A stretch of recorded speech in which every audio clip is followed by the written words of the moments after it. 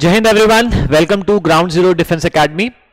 बच्चों, ground zero की जो टीम है, फैकल्टी है, हमारी ओर से एनडीए 1 2025 एंड सीडीएस 1 2025 के जो फ्री बैचेस स्टार्ट किए गए हैं, उसमें मैं विशाल गुप्ता आपकी फैकल्टी जो है जीएस की आपके साथ जो है कर रहा हूं लेक्चर्स। कौन से? That is geography. मैं ऑलरेडी पॉलिटी के लेक्चर्स जो हैं अपलोड कर चुका हूं और I have switch over to geography.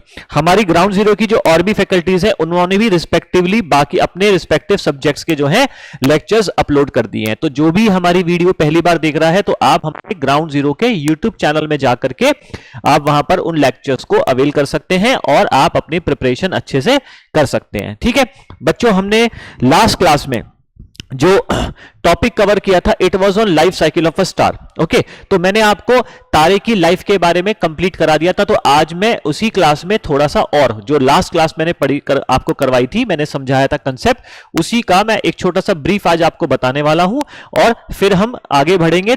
Life cycle of a star complete होने के बाद we will switch over to comets, Kuiper belt, asteroid belts, meteoroids etcetera. Okay, चलिए स्टार्ट करते हैं आज की क्लास। बच्चों देखो, सबसे पहले स्टार मैंने आपको ऑलरेडी बताया था। स्टार्स के बनने के फॉर्मेशन में क्या होता है? There is a clump of dust and gas. ठीक है, इफ यू रिमेंबर मैंने आपको कहा था कि there is a nebulae cloud. वो जो नेबुले क्लाउड है किसका है? डस्ट और गैस का एक क्लम्प होता है और उसको नेबुले बोला जाता है। ये एक साथ आता है अपनी खुद की ग्रेविटी की वजह से और ये बनाता है स्टार। कैसे? Rotation of the Galaxy. एक तो गैलेक्सी का जो रोटेशन है उसकी वजह से गैसेस क्लाउड्स जो होते हैं वो यूनिवर्स में आपस में रोटेट कर रहे होते हैं और ये कॉम्पैक्ट होने लगता है और एक ग्रेविटेशनल फोर्स की वजह से। देखो यहां पर मेंशन है, मैंने एक सब चीजें मैंने आपको एक डायग्राम के फॉर्म में समझाई थी, ये उसकी थ्योरी यहां पे आपको मैं बता रहा हूं। Due to gravitation and rotation of the galaxy, देखो ये दो कारण मैंने बताए थे, रोटेशन और ग्रेविटेशन की वजह से, इन दो फैक्टर्स की वजह से वो जो नेबुले क्लाउड है वो रोटेट करते करते it will get convert into a disc like structure, एक डिस्क जैसे स्ट्रक्चर में कन्वर्ट हो जाता है। कोई भी चीज जब गोल गोल घूमती है तो वो क्या ले लेती है? एक फ्लैट डिस्क की शेप एक्वायर कर लेती है। तो ये जो प्रोसेस है ऑफ न्यूक्लियर फ्यूजन स्टार्ट हो जाता है। कैसे? कोलिजन की वजह से। मैंने बताया था कि पार्टिकल्स कोलाइड करेंगे, फ्रिक्शन बढ़ेगा, हीट बढ़ेगी, टेम्परेचर बढ़ेगा और जब टेम्परेचर पहुंच जाएगा न्यूक्लियर फ्यूजन वाला, तब क्या होगा? सेंटर से जो है एक प्रोटोस्टार का जन्म होगा। तो ऐसे करते करते जो सेंटर की तरफ है गैसियस मास इकट्ठा होता चला जाएगा और हाइड्रोजन कन्वर्ट हो जाएगी हीलियम में, वही होता है न्यूक्लियर फ्यूजन। ठीक है, इसके बाद फिर क्या होगा? देखो ये स्टार्स के बारे में एक फोटो है। Then what will happen? जैसे जैसे समय बीतेगा जो हाइड्रोजन है वो सेंटर की तरफ कन्वर्ट होना शुरू हो जाएगी हीलियम में और सेंटर जो है वो कॉन्ट्रैक्ट होना शुरू हो जाएगा अपनी खुद की ग्रेविटी में। फिर आउटर लेयर जो होगी वो उसमें हाइड्रोजन होगी तो वो एक्सपैंड करेगी, तो वो चेंज होती रहेगी, एक्सपैंड होती चली जाएगी। ठीक है ना? तो इस इंबैलेंस की वजह से क्या होगा? एक सेंटर की तरफ मैटर्स कॉन्सेंट्रेट होगा, enormous energy will be produce in the outer layer और star expand to a large size. Star एक का साइज बढ़ने का मतलब है फायर एक्सपैंड करने लग जाएगी और फायर एक्सपैंड करते करते क्या होगा? The temperature of a star at this stage falls down, so it appears red in color, so it is called a red giant. है ना? एक्चुअली में जब फायर अपने पूरे जो है जेनिथ पॉइंट पर होगी, मींस जब बहुत बड़ा जो आउटर लेयर है वो अपने एक्सट्रीम पॉइंट पर पहुंच जाएगी तो वहां पर रेड कलर दिखाई देगा जो टेम्परेचर है वो गिरने की वजह से। ठीक है, और finally helium start converting into carbon and carbon into heavy metals like iron in the core और इसकी वजह से एक मैसिव एक्सप्लोजन हो जाता है जिसको कहते हैं सुपरनोवा। और सुपरनोवा एक्सप्लोजन जो होते हैं ये वो तारे होते हैं the stars whose brightness increases to 20 magnitude और more which blows to pieces, it is a large stage of a star. तो यहां पर मैंने सिर्फ थ्योरी बताई है। जिन भी बच्चों ने मेरी प्रीवियस वीडियो नहीं देखी है, ध्यान रखें, पहले मेरी प्रीवियस वीडियो देखें, मैंने उसमें life cycle of a star पूरा मेंशन किया है, क्लियरली मैंने उसमें समझाया है, बताया है। आज मैं आपको एक उसकी बस थ्योरी यहां पर आपके सामने मैंने शेयर करी है, वरना मैं एक्सप्लेन कर चुका हूं डायग्राम के साथ। आज मैं कुछ पिक्चर्स भी आपके संग शेयर करूंगा। ओके, ठीक है, चलिए इसके बाद आपको मैं एक ब्रीफ और बता देता हूं। देखो हमने बात करी थी, ये एक नेबुले क्लाउड है, फिर एक डिस्क बनेगा, डिस्क ये रोटेट कर रहा है और एंगुलर मोमेंटम को कंजर्व करने की वजह से वेलोसिटी बढ़ेगी, क्योंकि इसका साइज कॉन्ट्रैक्ट हो रहा है, साइज कॉन्ट्रैक्ट हो रहा है तो वेलोसिटी बढ़ेगी। ओके, और धीरे धीरे एक प्रोटोस्टार का जन्म होगा, और प्रोटोस्टार का जन्म होने के बाद एक तारे का जन्म होगा। तारे का जन्म हो जब हो जाएगा तो ऐसे में क्या होगा, आउटर लेयर एक्सपेंड करेगी, आउटर लेयर एक्सपेंड करेगी, और जो इनर मैटर है वो कॉन्ट्रैक्ट हो रहा होगा। ठीक है, वो कॉन्ट्रैक्ट करेगा। ठीक है, ये दो बातें होंगी, ध्यान रखना। तो धीरे धीरे तारे बढ़ रहा है, धीरे धीरे तारे का साइज बढ़ रहा है, और जब वो मैक्सिमम साइज पर पहुंच जाएगा तो मैंने कहा था उसी को कहते हैं रेड जायंट। उसमें होगा नोवा एक्सप्लोजन, फिर बनेगा व्हाइट ड्वार्फ, और फिर बनेगा ब्लैक ड्वार्फ। तो ये कुछ कहानी मैंने प्रीवियस क्लास में बताई थी। अब मैं इसकी एक फोटो आपके सामने शेयर कर रहा हूं। ठीक है, एक फोटो मैं आपके सामने शेयर कर देता हूं।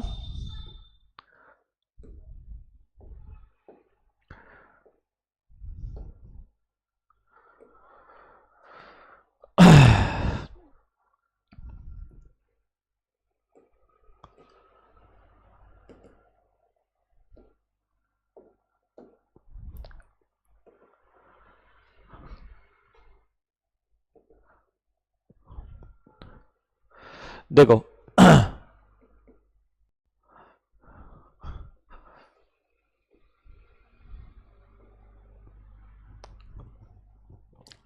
बेटा, देखो मैं यहां पे आपको लाइव ही गूगल पे आपको इसकी फोटोज दिखा देता हूं। Look over here.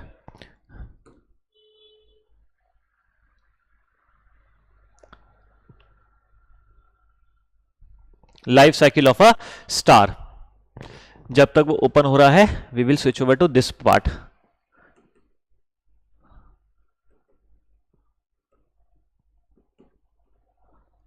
अच्छा, ये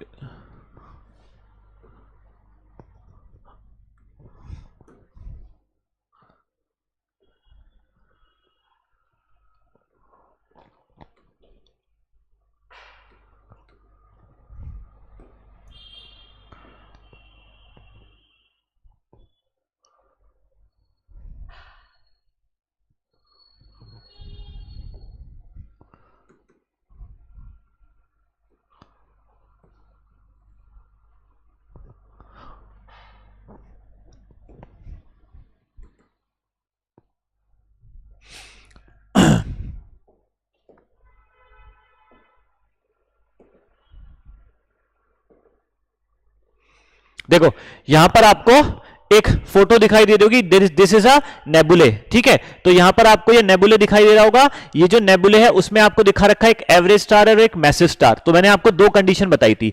अगर कोई पर्टिकुलर तारा बनता है जिसका मास सूरज के मास से कम है या उसके बराबर है तो वो है एवरेज स्टार। तो वो क्या लिखा है, एवरेज स्टार। वहीं पर अगर किसी तारे का मास सूरज के मास से ज्यादा है, 1.44 से 3 टाइम्स ऑफ सन, तो ऐसे तारों को कहेंगे मैसिव स्टार। या 3 गुना, सन से 3 गुना मास से भी ज्यादा, तो वो भी कहलाएगा मैसिव स्टार। तो अगर एवरेज स्टार है तो बनेगा रेड जाइंट। ठीक है, और अगर मैसिव स्टार है तो बनेगा सुपर रेड जाइंट। फिर रेड जाइंट में क्या होगा, एक नोवा एक्सप्लोजन होगा, यहां पर एक सुपरनोवा एक्सप्लोजन होगा। जब वो एक्सप्लोजन होगा तो वो बन जाएगा व्हाइट ड्वार्फ, व्हाइट ड्वार्फ के बाद बन जाएगा ब्लैक ड्वार्फ। जबकि यहां पर क्या होगा, जब सुपरनोवा एक्सप्लोजन होगा तो सुपरनोवा एक्सप्लोजन में दो कंडीशन मैंने आपको बताई थी। या तो वो बनेगा न्यूट्रॉन स्टार। न्यूट्रॉन स्टार बनने की कंडीशन क्या थी कि उसके अंदर के मास के अंदर जो एटम्स है, एटम्स में जो प्रोटॉन्स और इलेक्ट्रॉन्स हैं वो सारे कन्वर्ट हो गए न्यूट्रॉन में। तो अब केवल उसमें न्यूट्रॉन्स बचे हैं, तो इसीलिए उसको कहा जाएगा न्यूट्रॉन स्टार। फिर जो कंडीशन है एक सेकंड वाली, जिसमें 3 टाइम्स ऑफ सन, जो मास है तारे का वो सन के मास के 3 गुने से भी ज्यादा है, तो ऐसे में वो तारे के अंदर का कोर सर्वाइव कर जाएगा सुपरनोवा एक्सप्लोजन के बाद, और उसकी डेंसिटी इतनी हाई हो जाएगी, इतनी इनफाइनाइट हो जाएगी, इनफाइनाइट आपकी डेंसिटी हो जाएगी कि डेंसिटी और ग्रेविटेशन की वो किसी भी चीज को, लाइक इवन लाइट को भी एब्जॉर्ब कर लेगा। तो वो लाइट को भी एब्जॉर्ब कर रहा है तो it will look like a black hole. तो ये ब्लैक होल, न्यूट्रॉन और ब्लैक ड्वार्फ, ये 3 चीजें मैंने आपको बताई थी, वो मैंने यहां पे डायग्राम में आपको समझाई है। ठीक है, एक और चीज देख लेते हैं, लेट्स सी।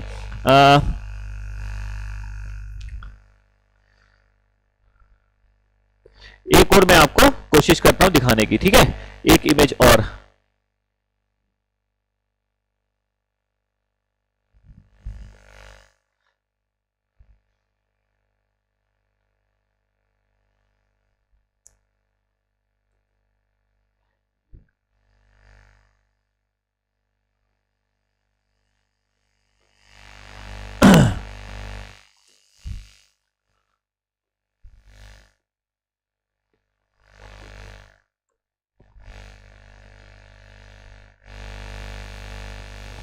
चलिए अभी कुछ टेक्निकल इश्यू है तो let's do not waste time और हम चलते हैं अपने अगले सेगमेंट की तरफ। तो होप सो आपको life cycle of a star समझ में आ गया है ना। अब हम बात करेंगे इसमें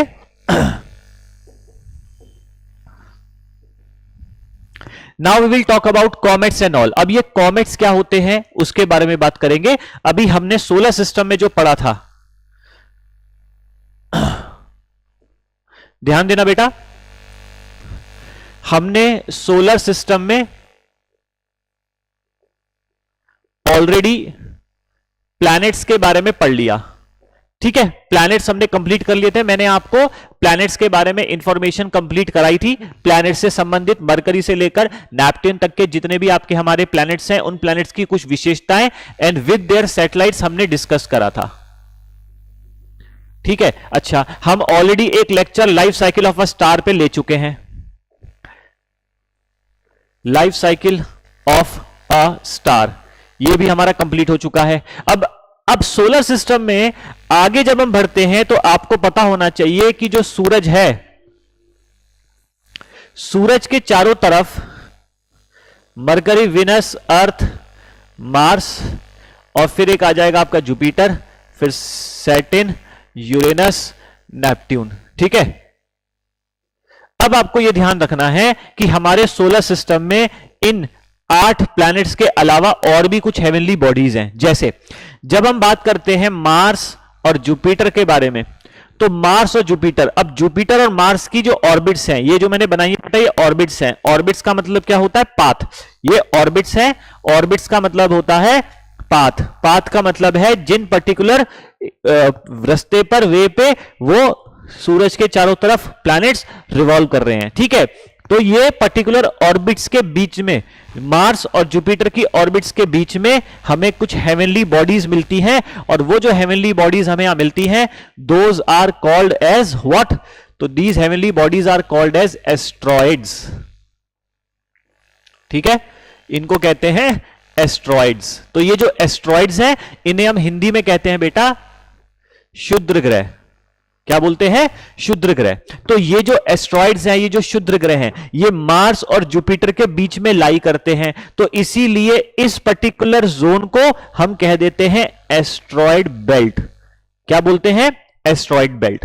तो मेक श्योर कि हमारे सोलर सिस्टम में 8 प्लैनेट्स के अलावा, उनकी सैटेलाइट्स के अलावा कुछ और खगोलीय काया है, हेवनली बॉडीज हैं, जो मार्स और जुपिटर के बीच में लाई करती हैं, जिन्हें कहते हैं एस्ट्रॉइड्स। ओके, इन्हें कहते हैं क्षुद्र ग्रह।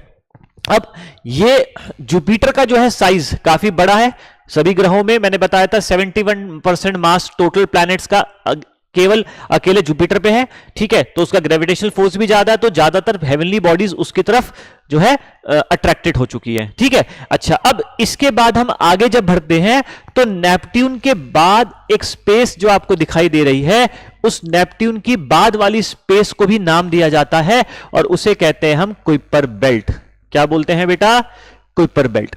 तो ये जो कुइपर बेल्ट है, ये वो बेल्ट है जो आपके एस्ट्रॉइड बेल्ट से कई गुना अधिक वाइड है। ठीक है, ये बहुत बड़ी बेल्ट है, और इस कुइपर बेल्ट में क्या लाई करते हैं? तो this Kuiper belt consist of dwarf planets.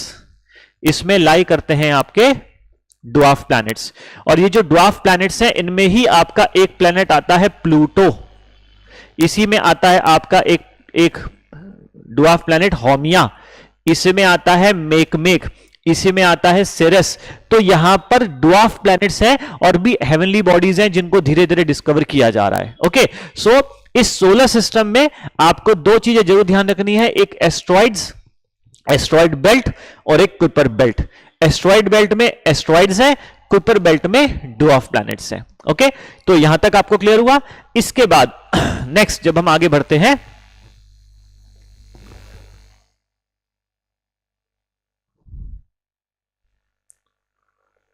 आगे का मैं और बता देता हूं।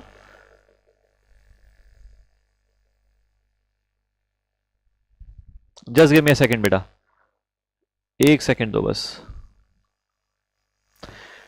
इसके बाद अब हम बात कर लेते हैं कॉमेट्स की। हमें पता होना चाहिए कि ये कॉमेट्स क्या होते हैं। अच्छा, इनफैक्ट अभी क्योंकि एस्ट्रॉइड्स की बात चल रही थी, तो पहले आपको मैं बता देता हूं मीटेरॉइड्स भी तो एक चीज होती है। मीटरॉइड्स भी आपने सुना होगा। देखो मीटरॉइड्स क्या होते हैं, एस्ट्रॉइड्स तो आपको पता चल गया, दीज आर क्षुद्र ग्रह, माइनर प्लैनेट्स भी कह देते हैं। ओके, ये जो मीटरॉइड्स हैं, ओके देखो माइनर प्लैनेट्स का मतलब इनका जो डायमीटर है वो करीब करीब 800 मीटर या 1000 मीटर तक हो सकता है। ओके, इतना किलोमीटर, नॉट मीटर, किलोमीटर तक हो सकता है। ओके, अच्छा अब ये जब हम मीटरॉइड्स की बात करते हैं तो मीटरॉइड्स को हम कहते हैं उल्का। इन्हें हम क्या बोलते हैं बेटा? उल्का। उल्का जो होती है, दीज उल्का, ये जो मीटरॉइड्स होते हैं, ये जब तक स्पेस में, आप मान के चलो कि दो क्षुद्र ग्रह आपस में टकराए, जब ये दो क्षुद्र ग्रह आपस में टकराएंगे, जब एस्ट्रॉयड आपस में टकराएंगे तो उनमें से कुछ टुकड़े बाहर निकल जाएंगे। तो मीटरॉइड जो होते हैं ये एस्ट्रॉयड से छोटे होते हैं। ठीक है, एग्जांपल के तौर पर मैं यहां मेंशन कर देता हूं, जैसे हमने बोला ग्रह, प्लैनेट, ग्रह से छोटा उपग्रह। हालांकि इसमें एक्सेप्शन है, कुछ उपग्रह ऐसे हैं जो मरकरी से बड़े हैं। उपग्रह से छोटा होता है क्षुद्र ग्रह और क्षुद्र ग्रह से छोटा होता है उल्का।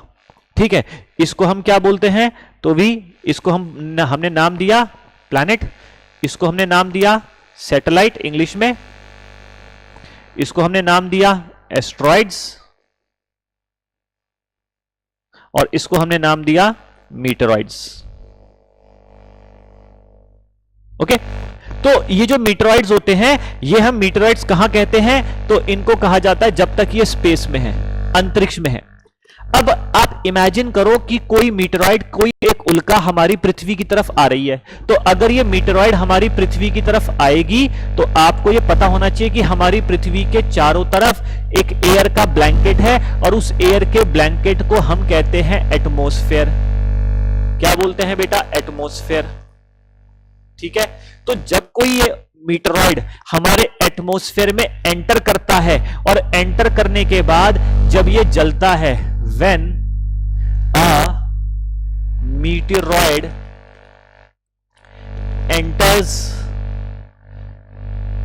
the atmosphere of the earth, तो क्या होगा? यहां पर आपको दो चीजें पता होनी चाहिए।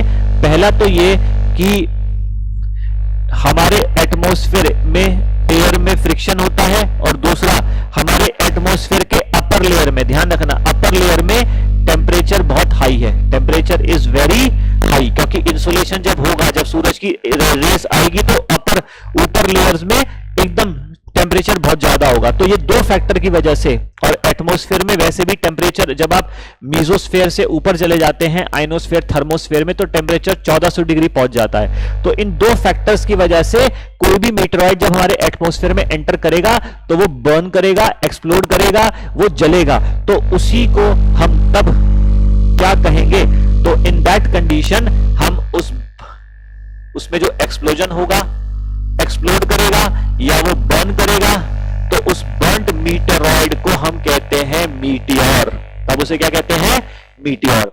अब वो जब जलेगा तो ये मीटियोर जलता हुआ नीचे गिरेगा, और जब ये जलता हुआ मीटियोर नीचे गिरेगा तब इसी को हम क्या कहेंगे? Shooting star. तो आपने सुना होगा, आपने कुछ मूवीज में देखा होगा, कुछ होता में देखा होगा।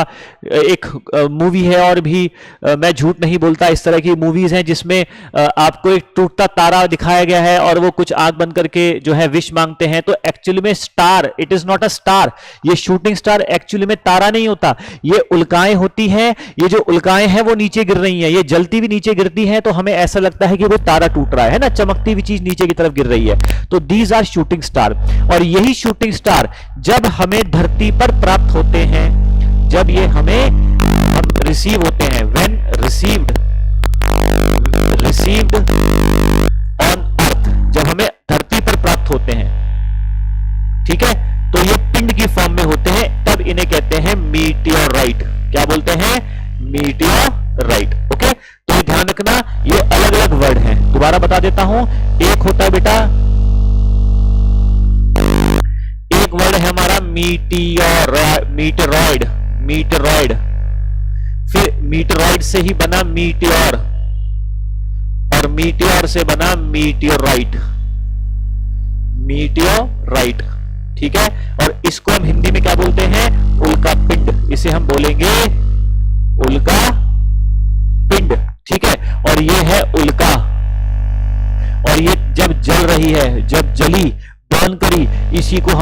दिया बेटा? Shooting star. क्या नाम दिया?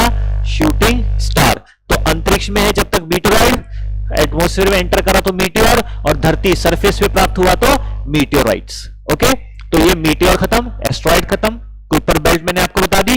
अब हम बात करेंगे कॉमेट्स की। कॉमेट्स क्या होते हैं? देखो, कॉमेट्स का मतलब क्या है? इसको हिंदी में हम कहते हैं धूमकेतु। धूमकेतु, ठीक है। स्पेलिंग हिंदी की हो सकता है मिस्टेक हो, तो उसको आप अपने हिसाब से बेटा करेक्शन कर लीजिएगा, डोंट माइंड फॉर दैट।